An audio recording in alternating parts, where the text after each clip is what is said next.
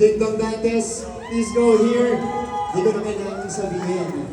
Looking very dapper tonight. Kamusta daw? Mabuti naman, Martin. Ito, super excited na sa palabas na ito. We are just so excited to share this with everyone.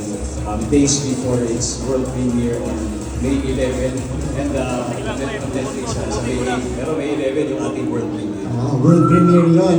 Pero ito, pinag-uusapan matagal na from the press conferences in the past. Kamusta yung paggawa ng Master Cutter? Bakit ka excited pumasok na trabaho nung ginagawa mo ito?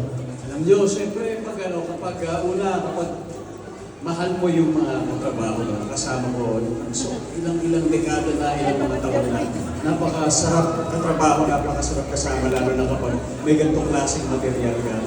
Very, very exciting. Alam mo, syempre, yung flavor din natin bilang manonood, nagpapagawa yan. So, gusto natin something new all the time. And I am just so happy to be part of a project that offers something that is unique and that also offers something that can relate to everybody. That's right. Okay. Speaking of your character here, ikaw, si The Master Cutter. Kilala mo naman sa amin, si Atoy. Sino ba yan? Ako si Atoy dito, yun ang ginagawa namin. Isa ako sa strength, sa umaga at sa gabi, meron ako ibang racket. Pero bukod sa pagiging sa strength, pagiging isang raketero, alam mo ang puso talaga ng pelikula to rin. Kasi ang puso ng Master Cutter sa series ay kasi talaga siyang family story. Isa siyang action ng puso. Sobrang mas nangiibabaw talaga ang puso ng kwento nito.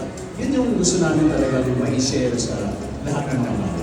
Gusto ko lang hugutin before I greet everybody here. Gusto ko lang hugutin yung word na action. This is your return to action drama.